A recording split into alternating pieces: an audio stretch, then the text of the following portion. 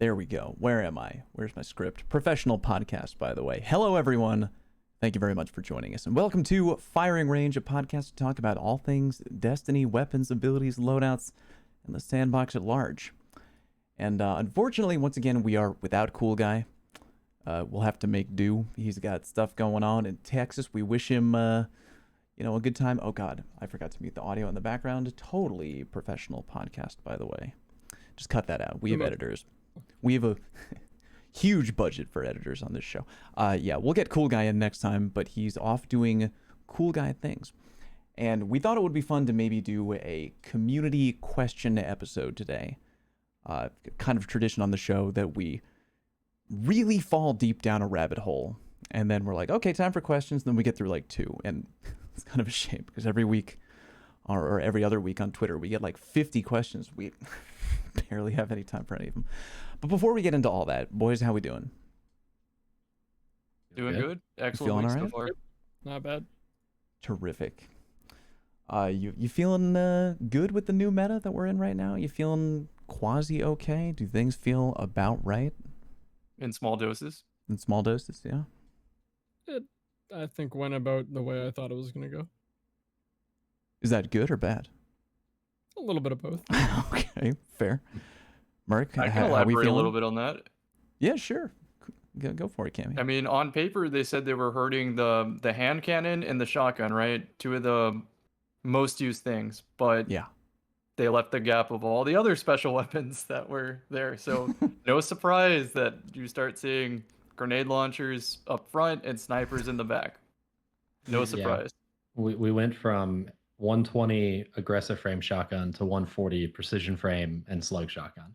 Like the usage numbers of hand cannons have actually like gone up a little bit, and the usage numbers for shotguns have like leveled off. But it's just 120s and aggressives like went down, and then everything else took their place. I actually think there's more hand cannons in the top 100 for usage numbers now than there were before the nerf. So yeah, that would not surprise me. Well, we're going to get into the questions in a minute. I wanted to actually share a quick story with you boys that I don't know if I spoke about it yet, but I had an interesting conversation on Twitter with a viewer from the show. I probably would, if I were a betting man, I'm not, I would probably bet a large amount of money that he probably didn't think I would bring it up on the show, but I was interested by what he had to say. I was just hanging out with my family on a Sunday, scrolling through the phone on Twitter, which I often do because I'm easily distracted. And he was commenting on our discussion about certain weapons. We were kind of going through all the changes from the patch notes and particularly how we felt about DMT and grenade launchers. And it kind of got into this interesting discussion of, because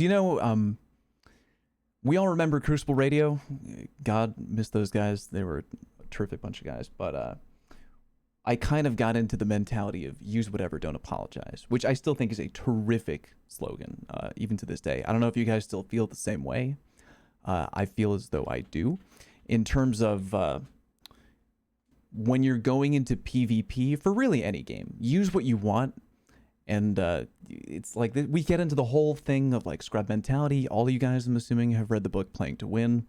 What was his name? David Serlin, the author. Really interesting book. Mm-hmm.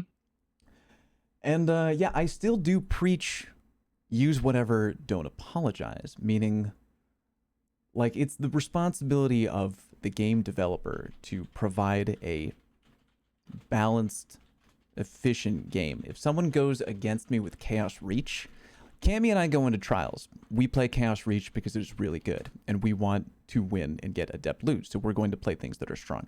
If I'm trying a new build out, maybe I go to Hunter, and we fight another team of 3 Chaos Reaches, am I going to get frustrated? Yes. Am I going to send them messages after the game is over to be like, all of you fucking suck, how dare you play this broken subclass? No. Why? Because they're playing a smart move on paper. You know what I'm talking about? So the conversation with this guy was kind of boiling down to, you guys are talking a lot of trash about this weapon type, and it feels bad as a viewer, as a listener of the show, that like for his point of view, he found a loadout that like worked for him, and like he was enjoying it.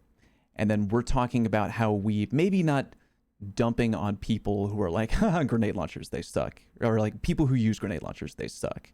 More of like, this weapon drives me up the wall.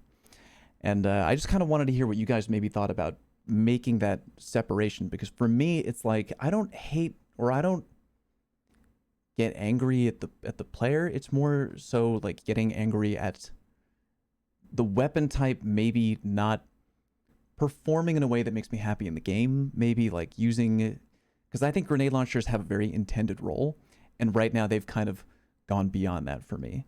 Like, I think they were intended to be like, oh, trick shot, like, oh, that guy's, he's like hiding behind a corner, bank the nade around the corner, flush him out with like a Hanzo simple geometry trick shot type thing. And now grenade launchers are at this point, even though they're not used tremendously often, which Merc will remind me, that you can just run into an open lane, fire at a guy, very generous blast radius. Now they've been de-shielded with disruption break, swap to whatever, finish them off.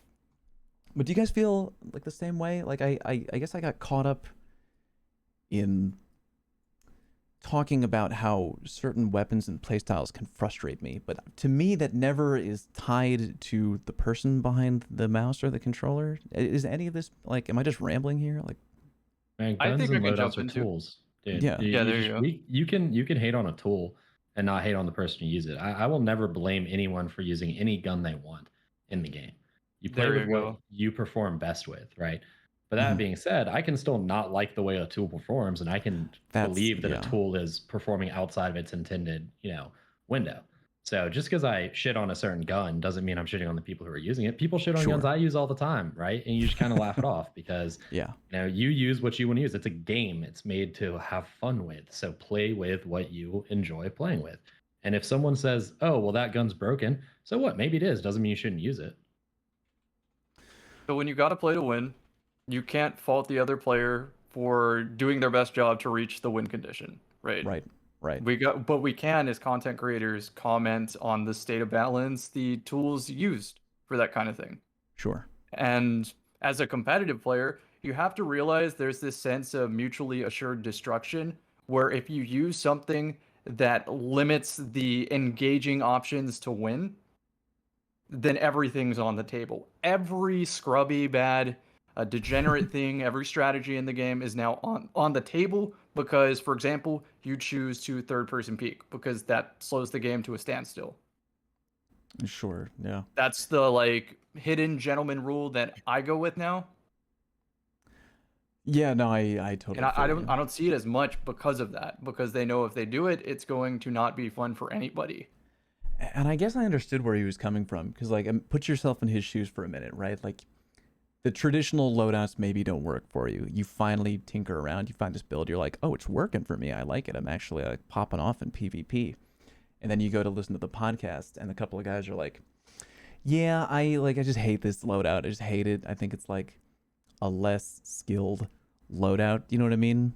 There's a lot of I get where he's coming from, but I feel like if we were to all lay our cards on the table, I think we all believe that there are certain weapon types maybe that are high skill or maybe more easy to use. You know what I mean? It's not to say that anyone who picks up gun A is like, oh, you got no skill, bro. It's just that, to me, I feel like certain weapons require more practice, more precision, something like that. But I do feel like it is possible to preach, use whatever, don't apologize. And I'm also able to have weapons or things in the sandbox that I think are worthy of critique, or maybe that I don't like. Dude, it is what it is, right? Like, objectively, some things do take less skill than others. Right. It just is a fact of life. It's not like we're picking on something entirely and being like, this is a low skill option. The only people who use it are shit. Like, we're not saying that, but objectively, some things are easier to use in the sandbox. Objectively, shotguns and hand cannons are very easy weapons to use. I'm not saying that everyone who uses shotguns and hand cannons are garbage players, because that's not true at all. And I would never say that, but hand cannons have a very forgiving aim assist cone. They have a lot of positives. You can be in the air, you can hit huge chunk damage, you can hit from good ranges. Shotguns can evaporate you. If you basically look at a person and pull the trigger within certain ranges, right? That doesn't mean people who use them are bad. There are some of the best players on earth use that loadout, right? Some of the worst players in the game use that loadout. But when true. you objectively look at stuff, right? Like people say the same thing about me and Bastion. Like objectively, Bastion is really strong and it's pretty easy to use. That doesn't insult me as a player for using it. I use what I want to have fun with. It's the same thing. You can't take this stuff personally because it's just not. Like we as a podcast are a sandbox focused podcast. We have to be able to have the freedom to say these things are maybe too easy. These things maybe aren't easy enough. And we don't mean that to insult anyone, I don't think. No, I mean, no. I don't, at least. I don't know. Cool guy might, but It's cool guy might. Yeah, we can say that he's not here. I had a great moment. I was playing Trials with Cammy like a week or two ago. I can't remember when, and I can't remember what loadout I was using. It was very corny, probably Fellwinter or whatever, pre-nerf, all that stuff. And some guy comes into Twitch chat. He's like, "Oh, so you think the loadout you're using right now takes skill?" And I was like, "No." That was. I'm using it. Yeah, like I think he was expecting to drag me into like a, just a mudslinging back and forth, right up front. I was like, no, it doesn't. I'm using it because it's really good, and I want adept loot. And if I know myself, I probably piped in there too. Like, I'm just trying to get out of this playlist. I don't want to be here. We want to spend as little time in Trials as we can. Yeah, I mean, in terms of the ease of use discussion, man, and it's something that's deteriorated me a little bit in terms of like my enjoyment of the game is the whole talk about this is easy, that is easy, you use this with this, you use this. I'm like, sure, yeah. I'm at the point where I really just don't care, man. I just don't care. Like, yeah. I just don't care. I don't even talk about weapons. I try not to talk about weapons like ease of use anymore, or like, I don't know, like I try and think of it more like. Yeah, I try and talk about it more in the perspective of like, I guess, skill floor versus skill ceiling, consistency overall versus potential. Yeah. Yeah, exactly. So I got you. I just don't like the whole like, this is easy, that is easy, because when you really, dumb it down, I mean, a lot of things in Destiny are quote unquote easier, meant to feel good than other games, I guess. That doesn't mean it doesn't take skill either, which is a whole other thing. My mentality though on the user whatever, don't apologize. I think that when you are trying to win, your objective is to win. That is what you're doing. If you're playing Trials, you want to go flawless, means you want to do that and nothing else but use what you think is the best, and simple as that. Right? There you go. Like it doesn't matter who thinks what of it. Like if you're playing to win, you play to win. Me personally, I'm at the point as a player where like I'm not trying to sound arrogant, but I'm confident in my ability with a team to go flawless decently regularly. So the loot is no longer, or that win, that flawless is no longer like my prime objective. I want to have games that I feel are fun.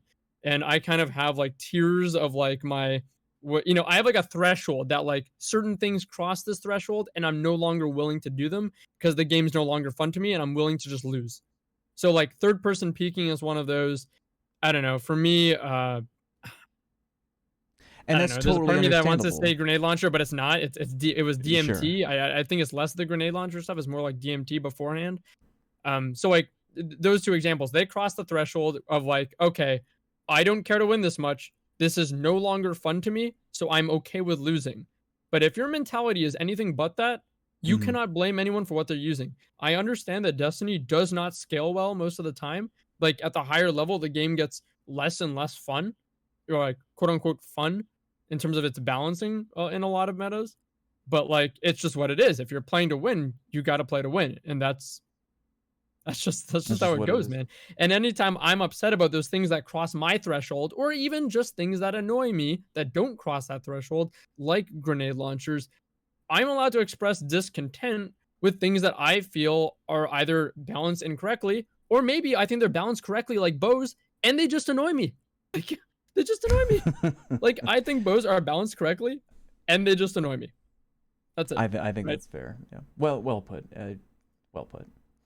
There's nothing about the person behind the screen. No. Yeah, it's nothing about them. It's never. I thought that was just an interesting conversation that I had with that guy. Thank you. Yeah, I appreciate you boys weighing in.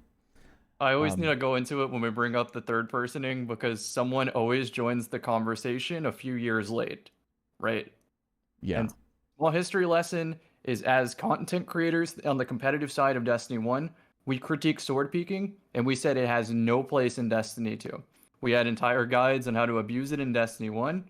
And when push comes to shove and we had to win, everybody sword hilts because it's the win condition, mutual destruction kind of thing. You're accepting that this is the best play to win. So that's what you do. So we critiqued it for years and years and years, and here we are. It's just recently getting addressed. There you go. Before we wind too deep down another rabbit hole, I will dive into community questions. But thank you for that little detour there. I hope anyone out there may have found that interesting. What was that? It's Playing to Win by Dave. Is his name David Serlin? David Serlin, yeah. I'm pretty sure, yeah. Check out that book. It's a really interesting read. But anyway, moving on to community questions. Thank you all very much for submitting them on Twitter. There are a lot. I don't know if we're going to be able to get through all of them, but we are sure as hell going to try. Here's one from Bryce Aroni. What feature or idea that is popular in other FPS games would you not want to see come to D2? I feel like that's a really open. What about portals, Merc? Portals in Destiny. Merc's been talking about Splitgate I don't know that a that's lot. popular even in Splitgate. Honestly, like it's not. Isn't that the core mechanic of the game? Yeah, it is, and that's honestly what's the problem. Is like it's a super great arena shooter, but the portals just introduced. They blow the skill gap like way through the ceiling, which people are like, oh, fun skill gap, until you're dropped into a game where the best players are literally untouchable. You can't predict where they're coming from. You can't hear their movement. Like they're unstoppable, and you can shoot through portals without even them being able to see you. Right, so it's like. It plays really well when everyone sucks with portals and no one can. I would not want to see portals in Destiny. That's 100% true. Fair. What the hell are the comms even like in Splitgate? Like you can't call out because they're never going to make sense. Never mind. He left. You have like I don't know where you he have went. like quantum callouts. You see in Endgame where they're like flying through time. It's like that, right? You're just calling out gates. Just all of them going nothing personal, nothing personal, nothing personal. Yeah, nothing personnel, kid. That's a pretty open-ended question. Yeah, I'm trying to think here. Because most stuff that's in BR FPS is games too easy in an answer. You realize battle rifle is too easy of an answer. Wouldn't you say it'd be better to say like what stuff would you like to see come in? Because like I'd love like a pinging system, right? Like we have in Apex and stuff like that. Yeah, like I would love to see that. That would be interesting. That'd be good. Like a pinging system's pure quality of life. It doesn't hurt anyone other than people who just spam it, right? But we've had comm spam since Halo 3, the flag taken, flag dropped, right? So. Oh yeah. Flag taken. Final stand mechanic from Call of Duty where you drop down with the pistol? No. Yeah. That's not popular, right? So many that's Call not of Duty God mechanics anymore, though, too. How about capture the flag? I'd like to see that come. What was the mechanic? Yeah, I could say a lot of things for things I'd love to see. Yeah, that you would want to have. What was the thing in COD? Martyrdom, where you would die and you would drop a grenade on death? Hell, that already exists in Destiny. They just do it manually. We used to do it manually. They call it the Wither Horde. Let's see. Here's one from Scoobaroo on Twitter. How do you think a time-lost Fatebringer would stack up against an Adept Igneous Hammer? Rolls depending, of course. I think they're different weapons, especially with the new balancing, and like I think there's something good for both. I'm gonna say that most players now are gonna want a time-lost Fatebringer with like all the range, range or opening shot, explosive payload maybe. Sure. I think most players are going to be partial to that, but I think both are like, it's 50-50. I think they're both good. It comes down to your like shot caller's decision on what the team's doing, because you can build around a 120. You don't really build around a 140. That's my answer. You wait, repeat that? You can build around a 120, like getting an empowering rift, a damage booster, that kind of thing. Disruption break, all that sort of thing. It plays with your team better than just 3 140s. Gotcha. Yeah, it's a very specific question. We're just going right down the list in order here. Here's one from Pete. With the disappointing return of the moon weapons in mind, how can Bungie make interesting and desirable roles without resorting back to the subsistence rampage or outlaw kill clip well that we have run dry? Got a lot of new perks that are good. Heating up. We have tunnel vision. Right? Those are pretty good, yeah. We have good new perks. They just need to put the good new perks on the guns and not make them terrible, right? Like Okay, so if I understand correctly, the majority of these weapons kind of came back a little lackluster to people's expectations. I I guess really wish we the had Cool Guy because he put out a video literally today about how he is like tremendously Oh, true. disappointed with the Tranquility Sniper. Yeah, that's what comes to mind immediately. The exception to this is definitely the hand cannon, right? I think it's hard to get a bad roll of that gun. Yeah, Loud Lullaby. Yeah, Mhm. Loud Lullaby I'd looks agree. pretty amazing. That's like the highlight weapon. I guess the biggest disappointment was Tranquility not having a lot of the perks that originally made it good. Snapshot and all that. The usual sniper stuff that people dig. Dreambreaker, the fusion, has good perks, but it's a bad archetype. So it's like, Mm, yeah. It wasn't like think across the with board this- they shit on every gun. It was just the ones that people are, I think, most Yeah. excited about kind of got shit on. I mean, the hand cannon though was great, but I think that's because of the nerf. But anyways, I think with this question, this is really hard to answer because like there are new perks. It's just we don't know how they decide to put what perks on what weapons. We don't know why they didn't give Tranquility Snapshot, right? Like, how do we answer that, right? Yeah. We hit Yeah, that Chris is up. true. Let me ask him. It's just because we have the old ones to compare to. If these were like a different weapon skin, a different name, you guys might be like, wow, this snipe on Arc Strider with the under pressure and quick draw setup is kind of nice. You might see like that unique aspect of it. Whereas if you're comparing it to firing line, a triple tap or whatever it had in the past, field prep, something like that, Yeah. it's not going to compare because that's built for PvE. Yeah. I do agree that with a lot of weapons, rampage or kill clip can become a problem because it can very often be that appealing of a perk that you're just like, I just want that. You know what I mean? But there are other options that Bungie has dreamt up, like Merc mentioned.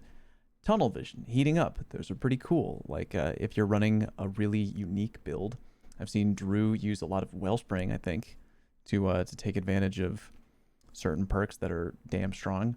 You just got to think outside the box a little bit, but I think they've been doing kind of a good job with creating new perks. Yeah, I would agree. I'm really excited and happy about the new perks. I was worried once they stopped sunsetting that they wouldn't be able to do meaningful side grades, but like they're doing it. Yeah. Damage perks are hard to beat because they're good in PvP and PvE. Yeah, So it's nice to have like universally great perks, whereas you don't care a ton about range in PvE, right? So you kind of have to pick and choose your battles, right? If you make a perk that's not a damage booster, like you have to make the determination, like tunnel vision and heating up are great for PvP. Yeah. But a PvE player doesn't care about aim assist and shooting dregs in the head. So yeah. That is true. This might be the most important question we have on the show from Ace Dog. Okay, the crew of firing range will crash land on a mountain. Who do you send down for help? Of the remaining members, who would be eaten first? Who from DCP original would most likely save you? I get eaten first. I supply Jones. the warmth with my beard. Like let's be real. Like it's a double It's advantage true. for you We guys to go for could me use first. Cammy's beard to make rope, I don't Yeah, know. which is though. exactly. a valuable Merc's- tool. Merc's got like all the muscle and everything. I'll go down for help. How about that? That way you guys don't have Oh, to. true. Oh yeah, we can send him Merc for goes help down to, for help. to get rid of him. Yeah. I get eaten last because I have no Why do you get meat. eaten last? No, I mean, look at this. I mean, like I'm so skinny, Yeah, Drew makes but a I'm also point. useless because That of is- the same reason. So like, it's like I just stand there, smile. I guess that is true. No one from DCP, I think Miss 5000 Watts would probably be the one to rescue. She'd be the only one, yes. She'd, Yeah. she'd be the only True, one that's who actually a would good care. We'd be She's a yelling for kind help person. for hours. We just say anime, and she's like, "Oh, hi guys." There you go. Just call out anime and she's the- there. Yeah, God. yeah, true. Here's a question Have you from watched Big the Red video? Lion. What changes would you make to Trials to make it more accessible? We have a whole episode. That is we talk about Whoa. Trials all the time, bro. Like once a month we talk about Trials. We hit him with like our number one or our top three. Yeah. Why don't we just each take like our most passionate point? Okay. Make it Simmer on this. connection-based matchmaking. Get rid of fucking card-based matchmaking. That is going Interesting. to... Yeah. Card-based matchmaking was implemented and Trials has been all downhill from there for the last 5 years. Like, it should have remained connection-based matchmaking from day one until day a million. It never should have been card-based ever under any circumstances. Trials is not a tournament of the most skilled players in Destiny, no matter how they want to try to cut it. It just isn't. And all card-based matchmaking does is ensure that average players will never get flawless without a carry. It pretty much guarantees that they will get capped at a certain point where they just play teams that are better than them. So, at least with card-based or connection-based matchmaking in D1, like average teams could get lucky. It was unlikely, statistically unlikely, but the possibility was there. They could potentially match enough bad teams in a row through pure luck to win their games as average players and get flawless. With card-based matchmaking, that will never happen. And so, regardless of what the numbers work out, the perception for not great players is that Trials is an impenetrable wall. And as that population drops, it literally does become an impenetrable wall. So that's my hill I'll die on. That has, I will let you. Again, we are only going to go through one bullet point each. I will point out though that I feel like we can have an entire episode on that argument that you just brought up. I feel like that's like we are teetering on the edge of a mountain there with how to do. I feel like matchmaking is one of those topics that the community gets really passionate about. I've seen more arguments on Twitter about matchmaking than like it goes. It's like a wave. You know what I mean? We haven't had a Twitter matchmaking argument in a while. I can start one tomorrow, I guess. It's been a little bit. It's been a while. No, I haven't posted any troll post. I can say something about skill-based matchmaking tomorrow. Get the anime profile pics riled up. Actually, they might be on my side with this one, which is why it's weird. It might be. Yeah, I'm actually extremely anti-skill-based matchmaking, so we'll see. Drew or Cammy, what passionate point do you have? I think I'm going to be on the extreme here, so I might as well go extreme, buddy. What if we have the same one? Say yours. Okay, I'm going to say mine. What if they just remove the loss penalty so they can focus on making it skill-based so that the atmosphere changes so nobody complains if I'm playing to win in a competitive environment? It's kind of like Iron Banner. Iron Banner is the only place that I don't feel bad for six stacking with my friends. But there's no skill-based anything in Iron Banner. You get a couple more tokens for winning. That's all they had to do. Drew, what do you got? I think mine on the overall scale of the community is the lowest on the totem pole here, and I think you guys make some excellent points. Mine is going to, though, be the same thing I always say. Game mode. Please. Thank you Damn for coming it. Let's be honest though, if you took those three ideas, right?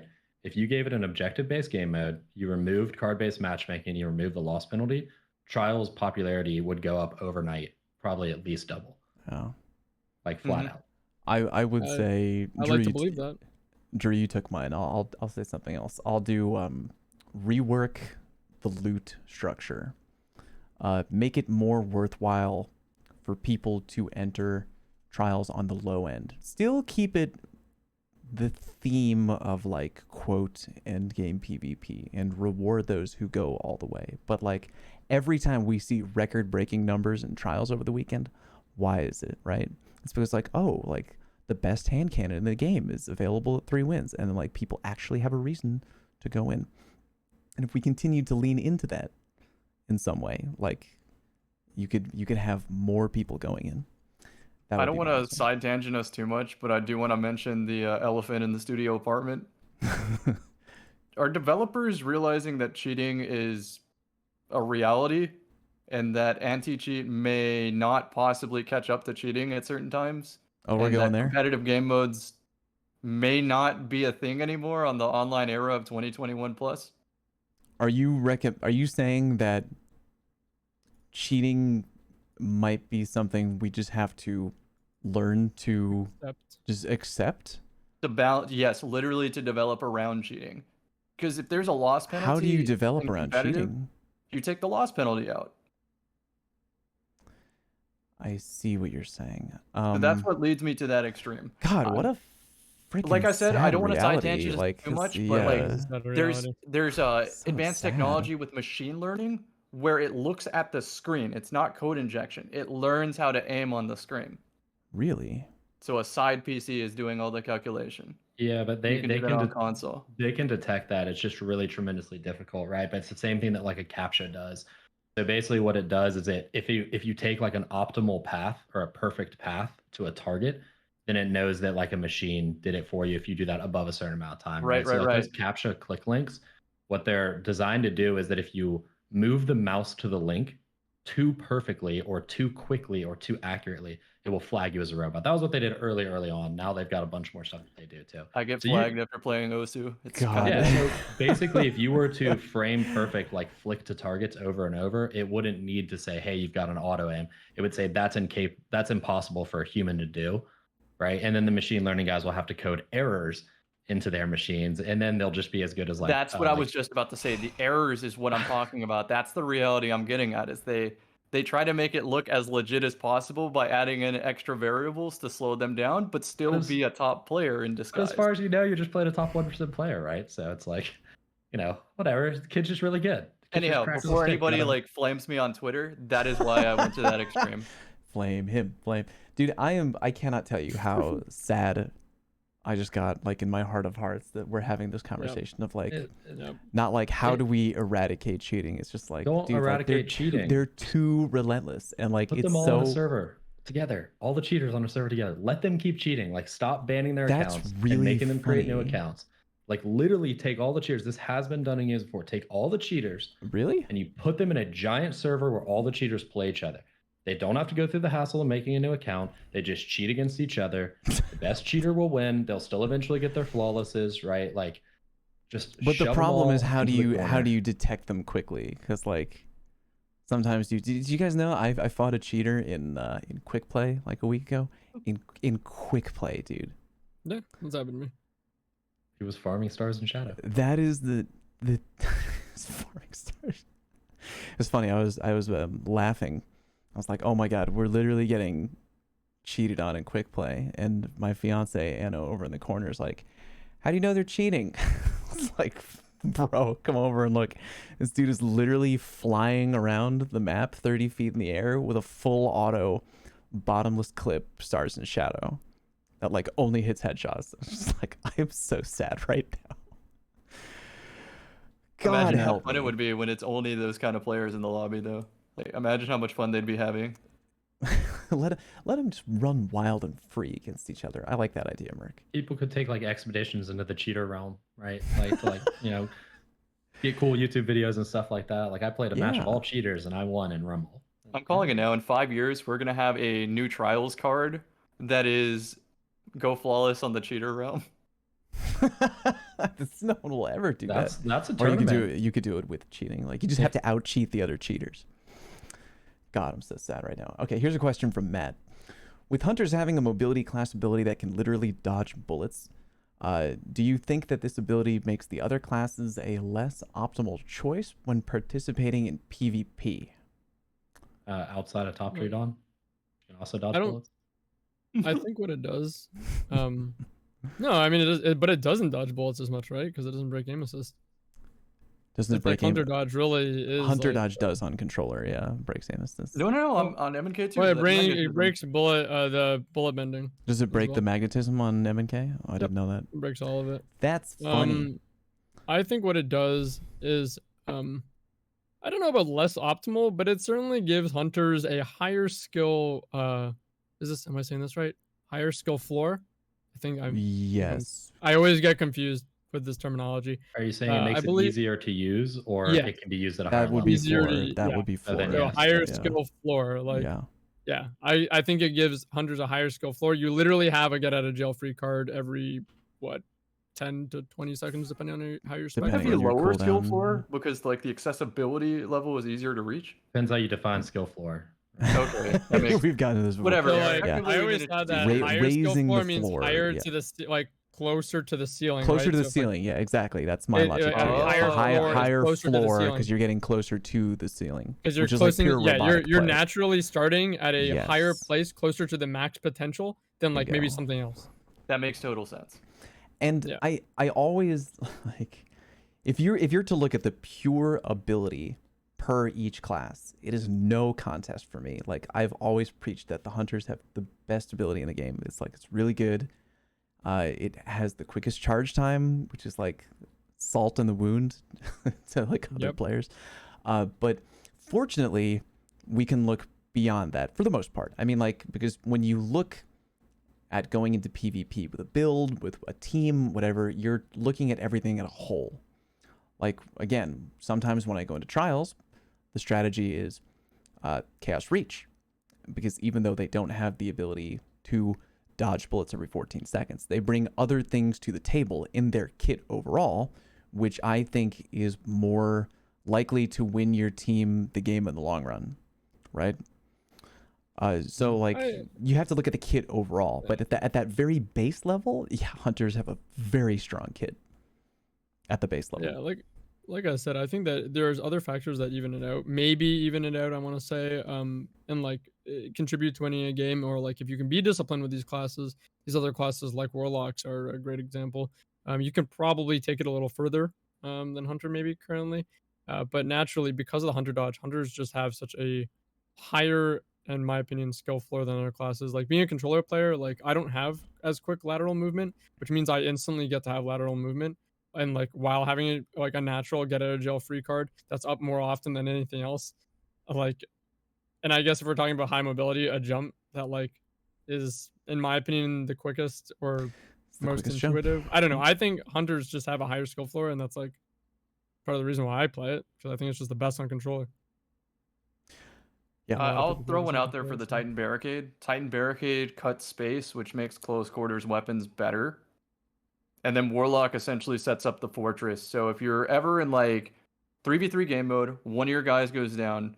If the Warlock runs backwards and sets up a rift, even if those 3 players push you, there's a good chance you two might win because the rift helps you that much.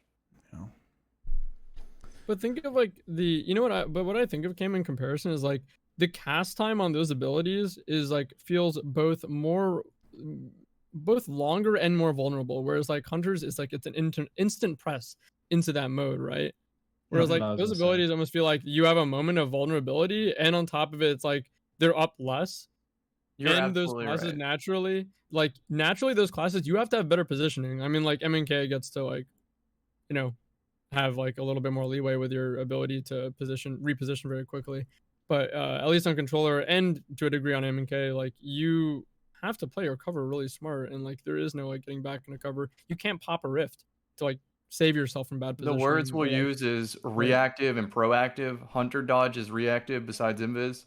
And both the Titan Barricade and Warlock Rift are proactive. But I think in a team environment, proactive can beat that reactive. Like putting a barricade near an objective, a rift near an objective when you know the hunter has to approach, you're probably going to win that. They do need faster cast time, though. Like just regardless, you could give barricade and rift faster cast time, and I don't think anyone out there is going to complain. Like they're painfully slow right now. Also, speed up the animation a bit. Every Titan I see complain about the class ability runs like 5 resilience, not 9 or 10. Having it up every 14 seconds is nuts. You can keep the barricade up perpetually. Like before it dissipates, you throw another one. Oh. Yeah, people who are good with that barricade are like really scary, for sure. And annoying is the word. Like we mentioned bows earlier, they'll just sit there the whole game and look at you. And the Titan, I don't know if you've ever played a really well-practiced Titan, exotic Titan. That is some of the most annoying Titan play in the game. Like, it's so good. Like, you throw that, like, if you're in trials, you really get to that lane quickly, and then you drop down a Titan barricade. It's just you can lock down that lane immediately, get that free team shot. You can completely open up the lane. You are personally saying that people who use Titans are horrible people. Yes. That's what you're saying. Put me on the record. They're garbage. I'm just kidding. Here's one from Phil Dury. Shotguns and hand cannons are popular because they have a very low skill floor. Opposite definition of skill floor. Opposite definition, right. In the literal opposite definition. This definition of skill floor, for those in the audience, is how good you have to be to use the gun effectively. Right. So when you have a very low skill floor, in this question, he's saying that you don't have to be very good to use the gun effectively. Whereas what Drew was saying is that the exact opposite. We're trying to get on the same page here. Was that even the worst you can be with something is not terrible. That's a high score. Phil Dury is saying that hand cannons and shotguns are user-friendly weapons in PvP. Okay. What are some other easy to use options that players should try now that those two are being nerfed? I'm taking wait. this one. What if Yeah. I told you they're still the best option? Yeah, they're still the best in the game. Sorry to break it to you. They're still the best in the game. Yeah, I was. What are Oh some other man. easy? Yeah, just use a 140 and a precision shotgun now, and you're good to go. Use a There you 140 and go. chaperone, you're good to go. Yeah. Chaperone's so easy. Oh, Oh my gosh, dude, Chaperone like, is those so weapons. Those weapons, I don't know what would need to happen. Like they would have to literally not shoot straight to not be like. They would have to literally not function correctly in order for them to not be even the best in the game. They'd no have matter to how have an many times you compare. inverted, like an inverted aim assist cone. Like Well, they'd have Yeah, to and like you an aim accuracy the cone the bullets. size of a map. Like to like, Yeah. dude, like even at their worst period, they were still like used-ish, right? Like it. I really am speechless as to like how you take away hand cannons from being the best in the game inherently. you would have to take a comet. Like you would have to take away so much range that they would be large, clunky sidearms. You can buff other stuff up, right? So the last time hand cannons weren't super meta in a game, like meaning like 50% of primary kills, right? Because even during our scout rifle meta and our auto rifle meta, hand cannons were still actually the most used primary, right? Yeah. We just had other weapons that were used almost as much. The only time hand cannons have been not the most used primary weapon was when early D1, when auto rifles were super overpowered and auto rifles had like 35 plus meter range. So you didn't really need a hand cannon because they were killing, as fast or faster than hand cannons. And then the only other time was when they first got Bloom and it was real shitty. And at the same time, high impact pulse rifles were killing in like 0.67 seconds. And that lasted for like 2 weeks. So you could do it by buffing other stuff up a lot and by making hand cannons feel like hot garbage. But the community would actually riot and burn down Bungie's headquarters if you were to do that. So I don't know that it'd be good. They love their weapons, man. I think all is right in the world when hand cannons and shotguns are the most used guns in Destiny. That seems to be just kind of how it's played out. That's just how it is. Yeah. Yeah, I think they're fan favorite weapons, and that's fine. I just think that my biggest gripe with hand cannons is like how much flinch they deal. Like that actively stops me from using other weapons instead of hand cannons because I know I'm gonna face a hand cannon because they're excellent weapons and people are gonna use them. And even if they weren't, they're fan favorites, so I know I'm gonna face them. And when I try and take a pulse or a scout or something else, it's like the flinch that hand cannons deal is so jarring. It's so crazy, and a lot of these weapons tend to be less forgiving. In the case of, I guess, pulses and scouts, they're less forgiving. And sure, you can debate if that's rightfully so based on range, but even at extended ranges, I find that hand cannons just deal so much flinch that I just don't want to use other weapons because I don't want to use other weapons against an archetype that's gonna like knock me to the moon and off target. Yeah. To give Phil an answer here, I'm going to say that you should still use shotguns and hand cannons because they're still very good. But another easy to use option that you could look into, if you happen to play on controller, Bastion is good. If you're on M&K, don't use Bastion. but if you're on controller, you should. SMG I'll speak is to M&K hand cannon. interesting. Yeah. Actually, SMGs are you cool, brought up man. SMG. SMGs are kind of rising up SMG, because of like that 0.67 TTK, a multi-mock, and the range 25 meters. Yeah. And so on some good. maps, it is a really competitive call. But hand cannons are still better. And the reason for that is, in my opinion, this opinion here, Sure. it is harder to trace aim than it is to find a target within that 140 RPM window. Because you don't have to exactly flick. You have an entire buffer to find that head in between those shots. Yeah. If you're an M&K player, you could give grenade launchers a whirl. You might not be very popular, depending on who you play with.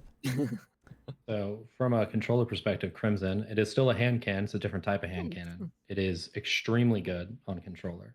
Like wildly underrated. And it really isn't even really that underrated. It's like a number 10 right now. By the way, there are 8 hand cannons out of the top 20 most used weapons in the game. 8 of them are hand cannons.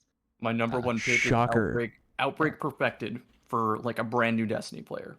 Oh, that's a good idea, Kenny. Yeah. If they want to move to the hand cannon, start with the 180. Let me be clear on my comment on grenade launchers. You might not be popular because the other team might be salty, not because people that you're friends with would shame you for using a That's grenade 'cause launcher. only nerds use grenade launchers, right? So that's why you wouldn't be popular. Only lame nerds with tiny peepees and they pee all over their balls, bro. Yeah. And 5 of the top 20 are still shotguns. Face. So, Sorry. Sorry. Yeah. We're poking the bear out here. We're kidding, of course. Use whatever you want.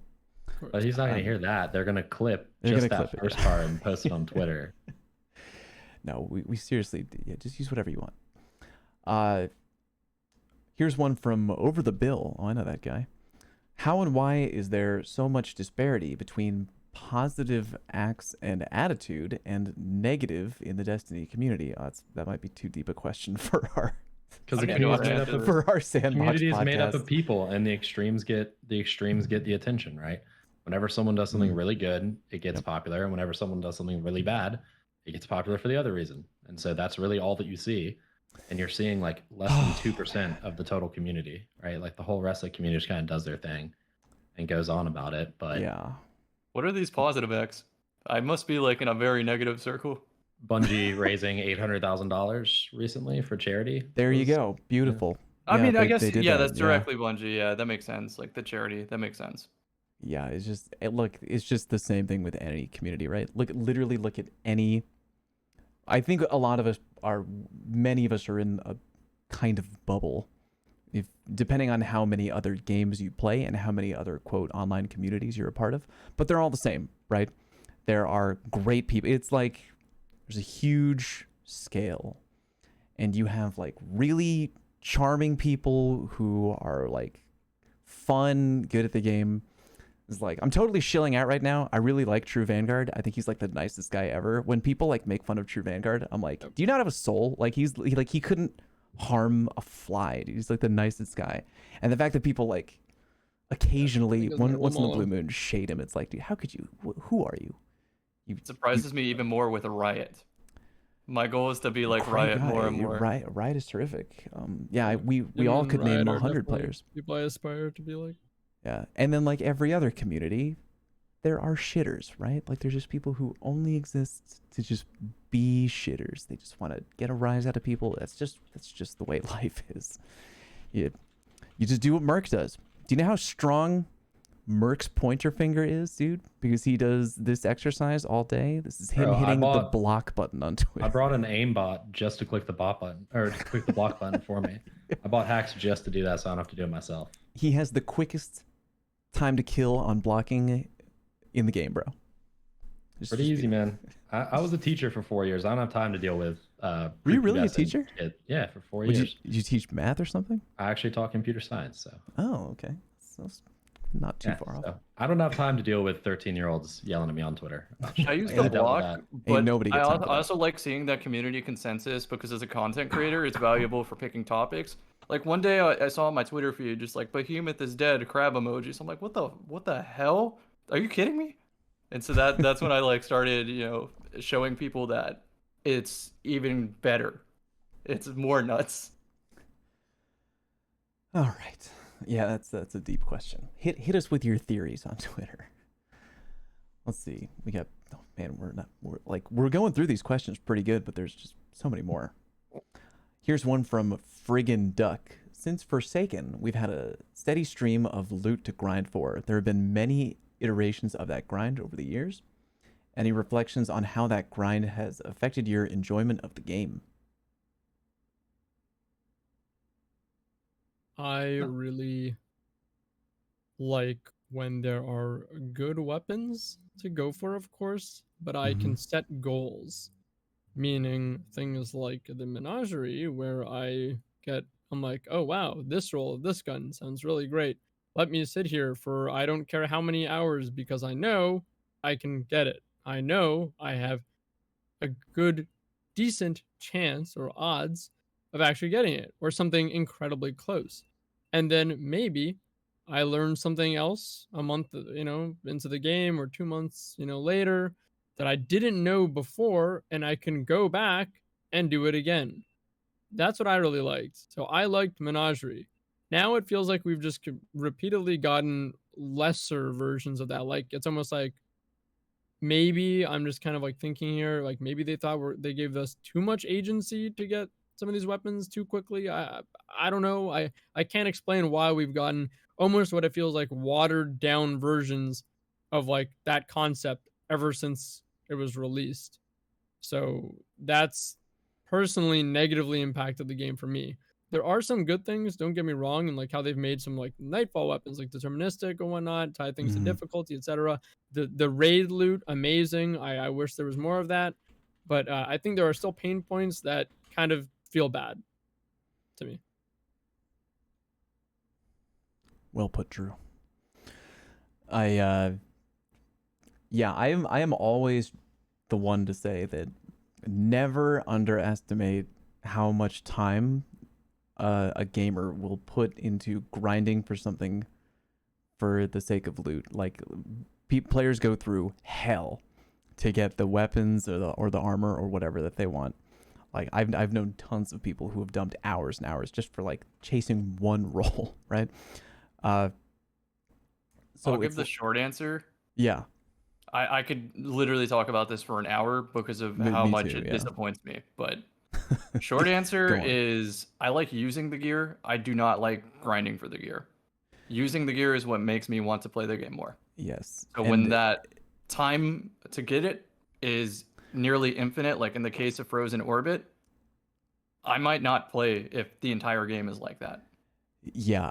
Are we all in mutual agreement that Menagerie is, if not the best, one of like top 3 things that they ever put in the game for a targeted loot farm? Like that was so efficient. Like we had a map that was like, okay, you earn these runes, you put them into the thing in this way, and that is the loot that you get. It, like, you can still put a lot of time.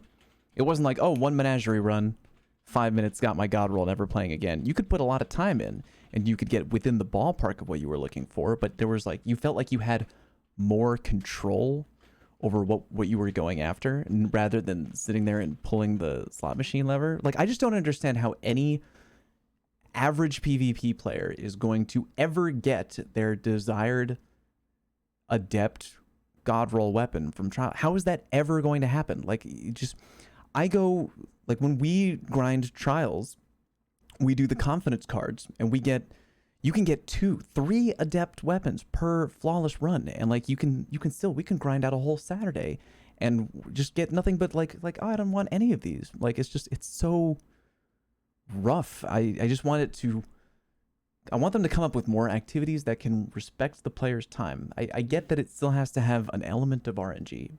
Like, I get that. Like, they have the activity. They give us a new seasonal activity every season. The reward structure that we got from Menagerie should have, would have, what is. I'm not a developer, right? I'm sure it was extremely difficult to do this. You could have taken the reward structure from Menagerie and stuck it on Override, right? And just done that. And then that whole seasonal grind that we have, where you're like grinding up this little thing that helps you to target your stuff better, but it still kind of sucks. Apply that to Trials, apply that to Crucible, apply that to Gambit, apply that to Vanguard, right? Like, let you level up your experience in Vanguard so you can target farm those activities that you're going to play 100 times over, and then give the seasonal activity, the thing that's just here for a short term, give that Menagerie like loot focusing, right? Like, I would love to see that. That's a quality of life improvement across the board, where the seasonal activity is the best way to get targeted loot, but all the other activities have better ways to get targeted loot than they do right now. I would love to see that. I've talked about that on the other podcast a ton, that whole seasonal grind of like, you have to get, I don't know how many, like 18 little unlock things, right? They give you like more rewards. Like, if you could let me do that for Crucible, and I could target the Stars and Shadow that I wanted in post-game drops, or I could turn in Ingrams to Shacks that I could focus down to pulse rifles, like, I'd be pretty about that. Or you could do the same thing for Trials, right? Like the Trials Ingram that you get, you could focus it to be one of 2 things or something like that. Because right now, Trials Ingrams are just... Everything you're saying makes sense to me, and I love it, but why haven't they done it? It's not like reception about Menagerie being good is foreign in the community. We've said it for a while. This is an intentional decision that they're making hard to grind for. And it pains me, it disappoints me, and that's why I don't want to go into the long explanation. Yeah, well, Cam, it's like, look, I really wanted a stochastic variable after like we learned some new fun stuff about it. Just because I want to see how it performs. It sounds fun when we had that one guest podcast, and I still like I've literally grinded day in day out. Like I've just given up now because every let's say 10 minutes, which is a completion of override, I don't get one anymore. I get a 33% chance at one, and I've fully upgraded all my stuff. I get a 33% chance every 10 minutes. That means like what? On average, one every like half an hour. Yeah, even And if you then the optimize it perks with 0 have to, timing, like, it's still not worth it. yeah, like, and then the that's rough. perks have to line up too. Like, come on, man. It's just like it's, and that's the highest I can focus too. That's just a little crazy to me. And then I wanted to mention on top of it, Menagerie wasn't just like the loot; it was the activity. Didn't feel boring. Like Yeah, it was felt kind of like fun. so. Yeah, it was different every time, right? There was variance to it, so it kept Incentivized your people, mind And if you were racing. really good, you could do it quickly. Exactly. Yeah. Exactly. So it was the fact that you wanted to get it done quickly in 2 tries and you were rewarded, and it's always keeping your mind refreshed on a monotonous grind. It was always jogging you what you had to do next based Mhm. on the room, and that made grinding so much more enjoyable because it wasn't so monotonous. Now these activities, man, like I fall asleep and I'm not getting the loot.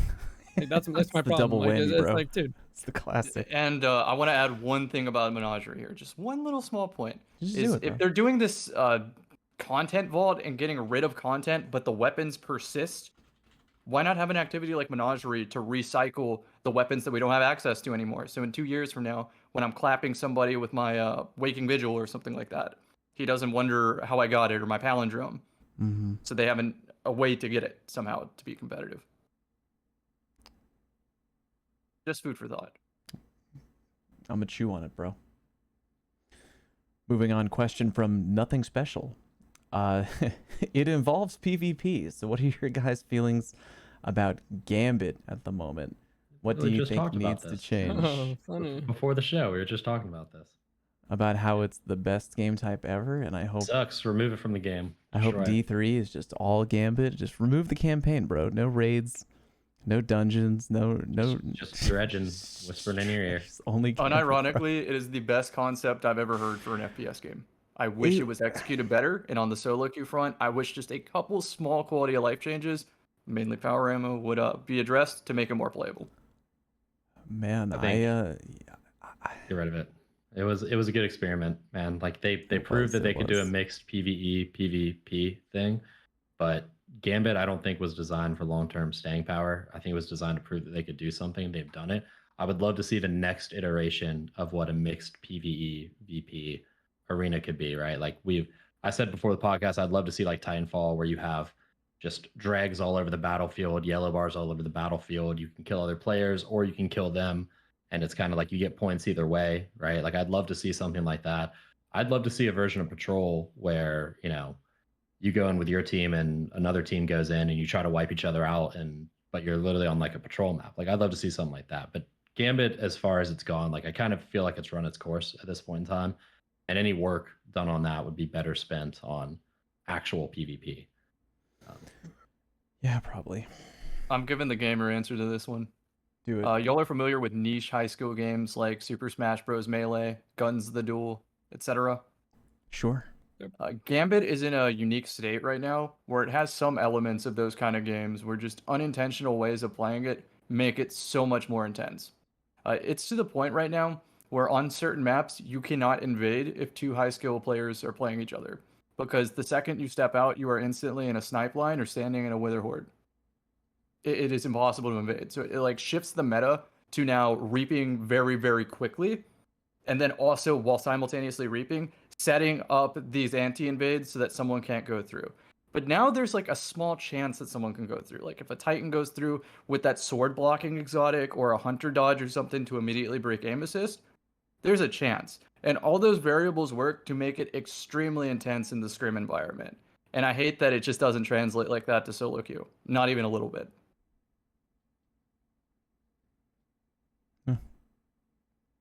I feel like every person I talk to is just like, yeah, Gambit was fun when it came out. That's Yeah, actually just more that's of the the same thing. incubation And game at Bungie that they're working on is just Gambit just as a spin-off, as a is that the tournament name of the style game? Gambit It's play. called just Gambit. It's called like How About Some Gambit? Is I think what it is. It's How just got about some Drifter. Gambit? Yeah. Classic. Yeah, think I Gambit- wouldn't mind if it got put on the shelf for a while for them to focus on other things. It just sucks because like the concept you listen to, it's like, It's wow, such a that great sounds concept. like Yeah. perfect for Destiny, you know? Like Yeah. that sounds amazing. But I really feel like I don't think the concept is at fault, and I don't think we've seen the full extent of the concept. I think that it was just executed. I don't want to say poorly, but like if it's gonna continue to exist and you want it to have like a decent part of the game and actually be enjoyable, it's got to be like worked on and like double down on it, fix the issues with it, introduce some I want to say more spawns. I don't know if that's a counterpoint to Cam's point. More involvement of invading, more PvP aspect. I don't know, something heavier on like farming ads. Just like the concept's there, but we need more depth and just need to go all in on like improving it. But I'm doubtful that's gonna happen. So if it's not, then I don't know. Here's an idea. Right off the tip of the tongue. 4v1 Gambit. I'm about to shake the tree right now. Like that one Four- game. Four I think guardians against one player who is the primeval and has control of all the taken on the battlefield. Oh, like that one. Yeah, there's a few games I think. Evolved? Was that it? Like, what was it called? Evolved. I've- Those games are Evolve. so hard to make and so hard to balance Yeah, they really are. Yeah. because they're like the. Wouldn't you play you're as the sitting on primeval though? Yeah, me, but that's because I'm great. But like the point of the needle that you have to sit on was skill. For like Yeah. the person who's the one person by themselves, right? Like Yeah. if they're too good, they just destroy the other four people. If they're too bad, they get destroyed. It's so hard to balance a 1v4 environment without, I don't know, just opening up a whole can of worms. So what you're saying is Open the 1v1, can, bro. Oh, but you're both primevals. Well, I was gonna say, what about if the invade is like it's like invading, choose your champion, and then the two champions go head to head in some arena somewhere far away, and like the winner gets a 20 mote bonus when they come back or something like that. See, now that's something I've considered and like talked about with other Gambit players. Is like, would you want like a duel as soon as you step through, like Oh, that would be weird. signaling a flag that you're about to 1v1 the other invader for a bonus? An interesting idea. Or just get rid of Gamma and give us more PvP maps and PvP modes. I'm I'll down with take that that one. too. Done. Moving on. Here's one from Jaiko. High skill reward, or quote, high skill reward options for a player playing on console. I feel like DMT and hipfire. I would not do that on controller. Snipes, legendary slugs, and an SMG. Legendary slugs aren't really high skill, but they're Yeah, High reward. or high. Well, chaperone is high reward. chaperone's not high skill. Maybe legendary slugs, I guess, are. So I guess that's why I clarified that. Okay. Yeah, legendary slugs can get the Icarus, so like I the- do think yeah. that counts. Like Yeah, the Sojourner's Tale. That'd be a good one. I mean, normal non-Bastion fusions, right? Actually pretty difficult to use, but when used well, very potent. I think high-impact pulse rifles like Messenger, especially with Desperado, really, really good.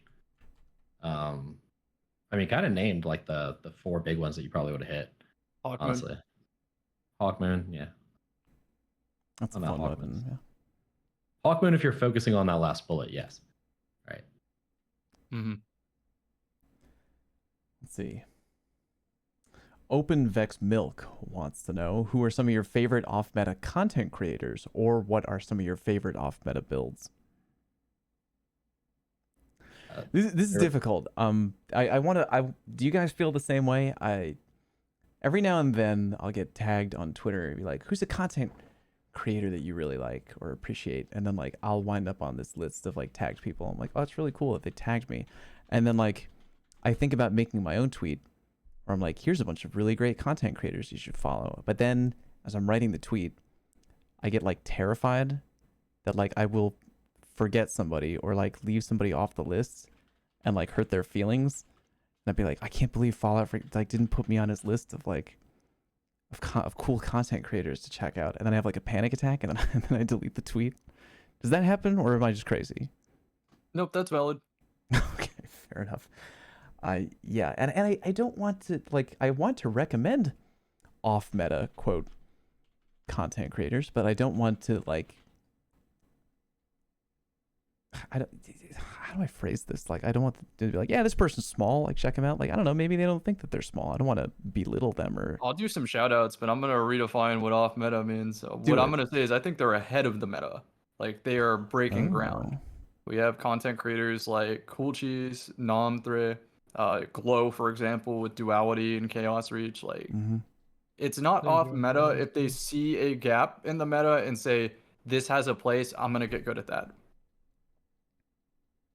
Say some That's credit. I interesting. don't know necessarily that they're off meta, but they play with a lot more than just the meta, right? So Ascendant Nomad does great stuff. He's Kuj good, yeah. and Kuj and Crit Buff are both pretty good. I think those guys are up and coming in the community. We have Haru with double fusions, like Arbalist in a fusion rifle. You might say, well, how do you make that Oh, that's work? insane. Well, Nova Warp, because you're always guaranteed at least some way to start the special ammo farm. My boy Joey, overrated. He was using Nova Warp for a long time, even in the deepest parts of the stasis meta. He was committed to his Nova Warp, and he was using it really well. That's awesome. Yeah. Yeah, I would agree with all those people Oh. mentioned. Favorite off meta builds. I gotta say that Messenger with La Monarch and Oathkeepers on Hunter. Yeah, you did mention that. Yeah. Yeah, is like my ultimate favorite. It's probably my favorite build I've ever found on Destiny 2, which is saying something because you know how much I love Bastion and DMT and Symmetry. Mm-hmm.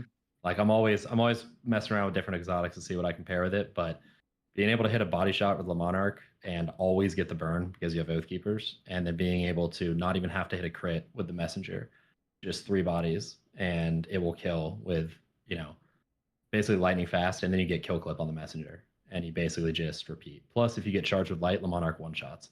So I run, stacks on stacks, taking charge, high impact fire, supercharged. So if I pick up 2 orbs, I've got 4 one-shot kills with my La Monarch. It's a fun build. And yeah, it's not.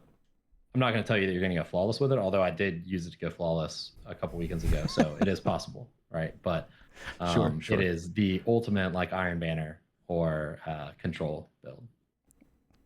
There's just a mild giggling in my heart right now. I'm not going to tell you can go flawless with it. I mean, I went flawless with it, but I'm not gonna... It's like... Well, I was playing with 2 very brag there. Yeah. Well, no, I was playing with 2 very good players. I mean, I went flawless. Okay, all right. Not like I carried myself to flawless. No, I was I present got you. in a I'm just teasing game you. where we won a flawless match. Like, I'm not gonna say that you're gonna pop off with it. I popped off there. with it. Yeah. I love the Devil's Ruin. Love the Devil's Ruin. I don't see anybody using it. It is so good. I'm surprised it's so good. It is so good. I love the Devil's Ruin. It melts people. Like, shotguns are still good. Shotguns are used in PvP a lot, but now that range got brought in, just like a little bit. I was already using the Devil's Ruin. It's even better now. You can get you can kill someone, and even if you have 1 bullet left in the mag, you just charge it up, burn a dude down with the laser. It's really good. Try it Spanish out. Inquisition, like nobody ever expects to get They fusion never rifled to do. death by Devil's Ruin. Like no matter how many times you kill them with it, they still never expect it. I will pre-fire those moments where like you're backing out of an engagement and there's a corner and you're like, okay, there's like a 50% chance that they could push around that corner right now while I'm retreating. I will charge the laser and pre-fire laser the corner, and there's like a 1 in 3 chance that they will walk into it around the corner and just die. It reminded me of like playing SWAT in Halo 2. Remember you play SWAT and like you're just shooting and like they just kind of like run around the corner into the headshot stream? It's like, why did he do that? I don't know why he did it, but he did it. Now I got a free kill. It does like 35 damage to the head. So you only need 6 shots out of the 15 that it has in its laser to kill someone. Good. Yeah. So you can miss like almost all your shots and still get a kill. It's awesome. Yeah. Yeah. When I would use it, I did the same thing. It's like I would kill someone normally with the like normal mode and be like, all right, someone's on my radar. Like they're probably gonna push me thinking I'm weak. I don't care if they come out or not. I'm like charging and firing. Just do it. And like to anticipate them pushing me. And then if they end up being the people that or someone that pushed me, I mean they usually die. It falls under that. Yeah, it falls under that category for me. Like, I can't believe this takes primary ammo, like the Fighting Lion. You know what I mean? Like, it's like I feel like this shouldn't take primary ammo, and yet it does. Yeah. Let's see. I'll here's just do one Raiju's harness Oh, for that last one. that's it. Yeah, Yeah. you and Cool Guy are both quite keen on that. The Raiju. Here's one I want to hear Merc's answer to, from Hey Blaze. Do you think that slug shotguns need an aim assist nerf? What do you think there, buddy? Chaperone at the very least does. I'd maybe leave slug shotguns, like the legendary ones, alone just for a bit, because Yeah. the usage numbers are up, but they're not like anything that's insane.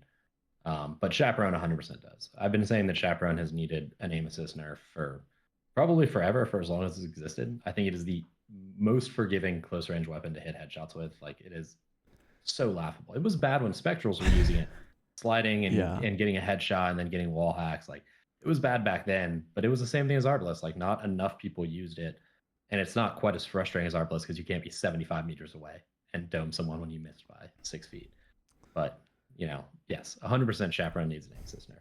And the thing is that nobody really can complain when you nerf the aim assist on Chaperone, right? Because if they do, then they have to admit that they suck and they need an aim assist to actually hit the shots. So, it's like, well, if you nerf aim assist, you hear a bunch of players like, oh, you nerf Chaperone. It's like, oh, do you need the aim assist, buddy? You can hit that on your own? Sorry. Is that what it is? I shouldn't laugh, but it's funny. Yeah, I'm working on a YouTube video of like, what weapons do I recommend now that, like, what are my 10 weapon picks for, PvP after the meta shakeup or whatever. And like, I hadn't used Chaperone in so long because I don't know why, I just haven't. I've been loving, like, back in the 120 RPM meta, I really enjoyed the what was the Iron Banner, the steady hand. Really enjoyed the steady hand, right? Plenty of weapons that I enjoyed. I probably would rock the Fellwinter and rock whatever. So I haven't used Chaperone in a while. And I put it on to go get some footage and clips. I was just like, oh, holy Lord. This gun is very, very forgiving. Technically a slug shotgun on paper, but it does not feel like one. Apparently it fires a slug that's about 3 feet wide. The size of your dome. Yeah. Oh, by the way, what are I forgot, we didn't have Drew on the show last episode. What are the usage numbers, Merc, on where is Lord of Wolves? Because I wanted to pick Drew's brain about that. Drew, do you think that's a meta build or an off meta build right now? I guess that's what are usage numbers? I guess it depends on that, right? Like I can tell you this. So as of June 26th, right, the 7-day rolling average of usage for Lord of Wolves was 0.15%. It is now up to 0.17%, so it's over a 4 times increase, right? In terms of its usage. It went from not even being ranked to being the 40th most used gun since 40th most used weapon. Yeah. So I wouldn't say that it's meta right now, but it has made a huge jump from being not even in the top 100 to being in the top 50, which is quite a leap, right? So I think that by definition, a lot of the time we define meta by a mix of both strength and representation. Representation's not always the most truthful, so I guess we have to use both. I guess strength-wise, I would agree, but the representation simply isn't there. So I guess at this point, it's off meta, but I don't see that lasting long. Maybe it'll just live in the shadow of Chaperone with how strong it is. But if Chaperone, like, it's gonna be another kind of like, I think, effect of where, like, if Chaperone gets hit and that's left alone, it's like, oh well, let's friendship ended with Chaperone. Lord of Wolves is my new best friend, right? Like, it's just gonna be the same thing. Like shotguns to Chaperone to Lord of Wolves to Bastion to, I don't know, insert whatever next special weapons insane. I really think that I'm an advocate for all of these exotic special weapons need to be brought down proportionally. I think they're all a little too strong. Yeah, Bastion, for comparison, has gone up about 50% in usage. So it's actually gone up about the same amount in like usage, but it was already pretty high up there. So Bastion went from rank 22. It's now sitting at rank 15. So it is steadily climbing the ranks. Probably the biggest surprise was how far Dead Man's Tale fell off. It was the 4th most used gun, and now it's down at 18. The usage is down like almost. That 3%. was my prediction for like a real number 1. It's still really strong. People were just using it one way, and it sucked to be used that one way now, right? Like, people underestimated how much that range nerf was going to hurt it. And they were like, oh, you're still going to be able to hit from 60 meters with the mouse and keyboard. So yeah, you are, but it does 50% of the damage it was before. So unless you're trying to plink someone from 60 meters, it's useless. Plus, all the engagements got compressed because 120s fell off. So now engagement ranges are compressed, right? But the thing is, like, DMT is still really strong 40 meters in it. Like, I don't know if people just haven't used it or they don't care to because they're all like Icarus grip hand cannons, right? But You're DMT is using still Ace of really Spades strong. now, so that's what Yeah. I'm saying. When I'm on an M&K player comparing Ace of Spades to DMT, if the map is bigger than Endless Veil, it's always DMT. For me, at I least. still think DMT is too much. Mhm. I just think maybe, I don't know, maybe slightly too much. I just don't think people have picked up on it. I think that it's still plenty strong. Yeah, I wanted to comment At on least on that. MK. On controller, I don't- don't know. I don't value the usage numbers from the greater community. I try to look a little bit ahead of that. Like with Behemoth, I saw that it was busted, and now you have every Recub streamer complaining about triple Behemoth like it's unbeatable because it is. Right now, Yeah, I mean, like, currently? we have to remember. Oh, sorry, what did you say, Mark? I was saying right now, currently, triple behemoth is unbeatable. That's what you're saying. Yes. Is Yeah, that because of the rhymes and chains or rhyme. whatever it is? The Rhyme, chaining it chain together, farm. yeah. Yeah, you can end the game before a even good passive player gets Chaos Reach. Before they get Chaos Reach. Right. Well, that'll probably I When think used that properly, yeah. one thing that we have to remember is, like, all because a meta like changes, there needs to be time for meta to develop. So like we're still gonna have to have like see like, I don't know, what's a healthy time, like a month to go by before like we start seeing like patterns. Like we see early patterns like, oh, people are now realizing Behemoth and people are realizing Chaperone. But like as with anything, a meta when changed needs to develop. And once the meta is established, we can make a little bit more of a sound judgment, I guess, on what finds itself there. Well, we made it through a whole bunch of questions where we didn't quite get to the end. Here's probably a good one that we can end on. From Blaine on Twitter. What is your biggest gripe with PvP right now? Are you happy with the map choices we have? Did you bring any back? I like the first part of that question better. What is your biggest gripe with PvP right now? Fucking game modes, man. Just so tired of playing the same shit over and over again. Playing Splitgate a ton this last week has like really made me appreciate like how much variety there is in terms of their game modes. And they let you choose, like, it's one playlist, right? But you can choose which game modes in the playlist you want to play and which ones you don't.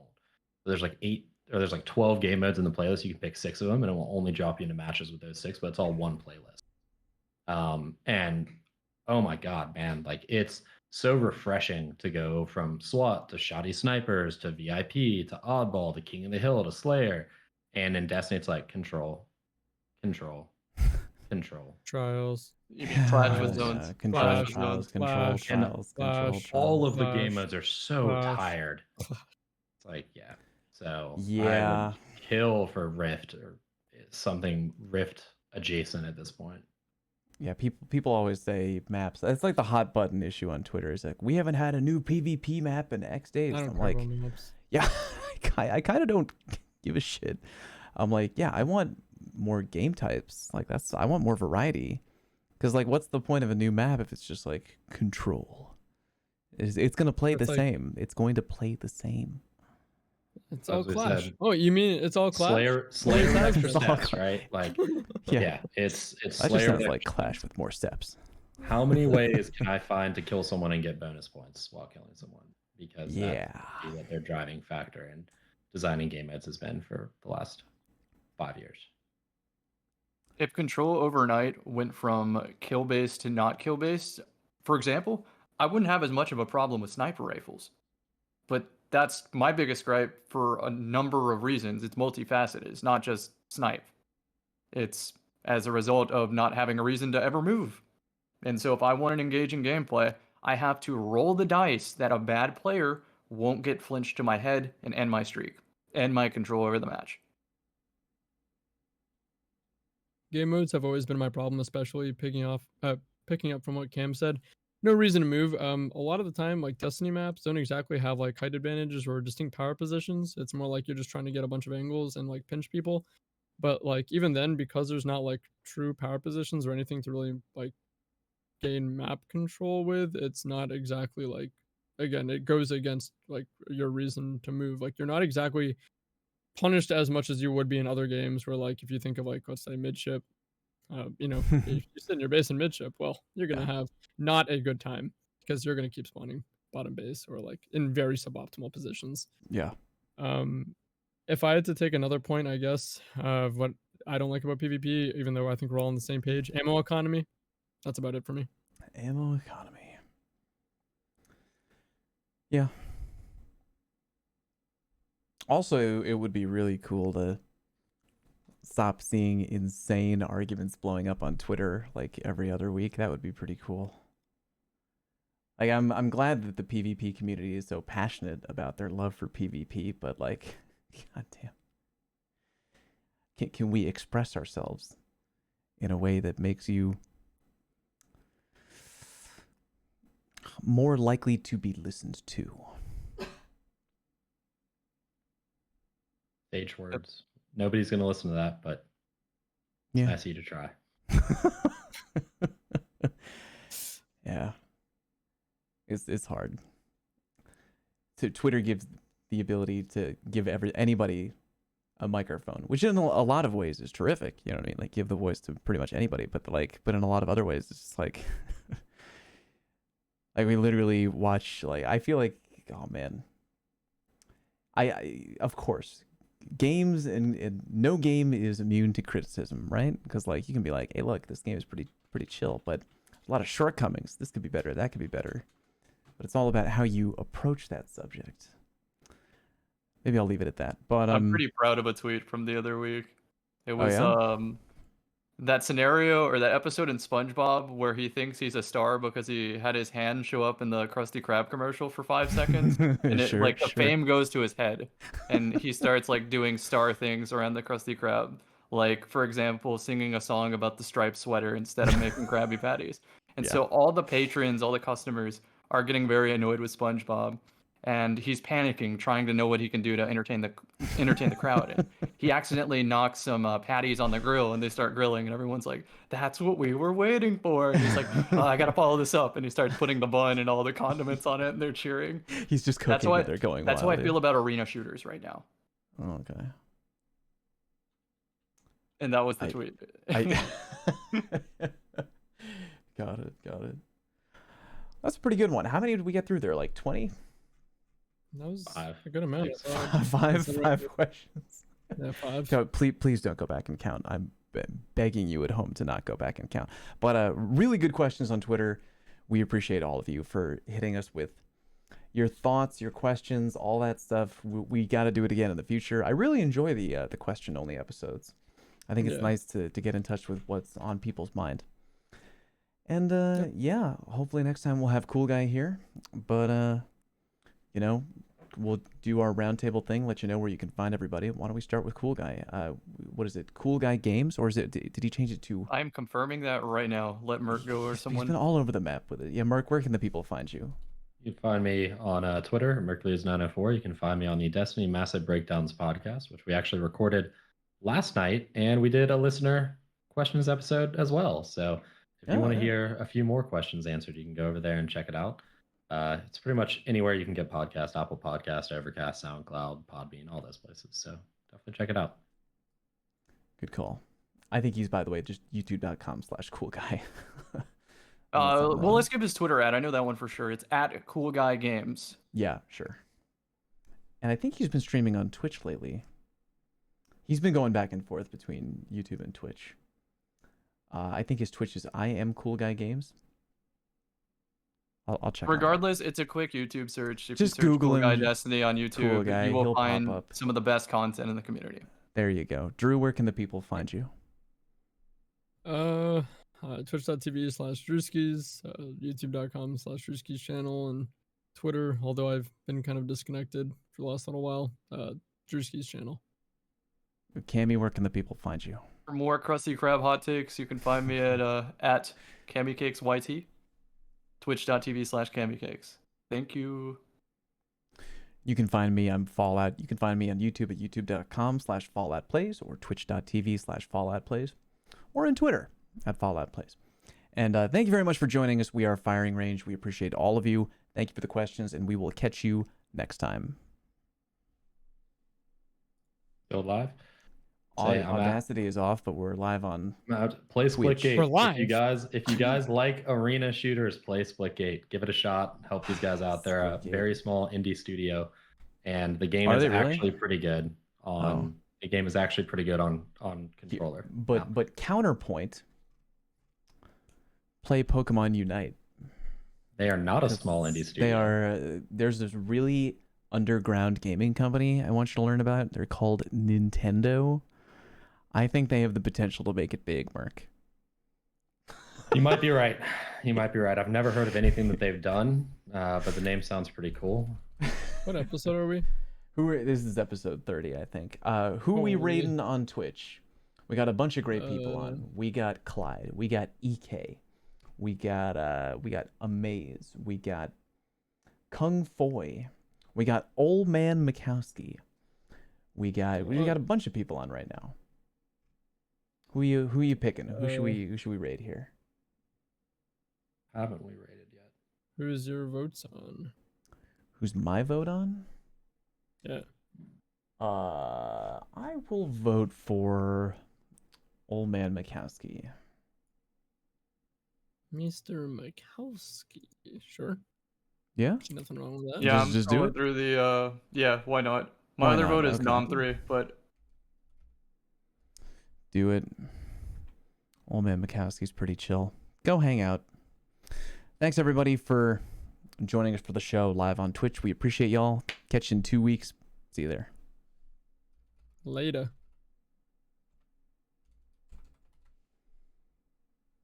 They do not ever clean anything. And the raid is off. And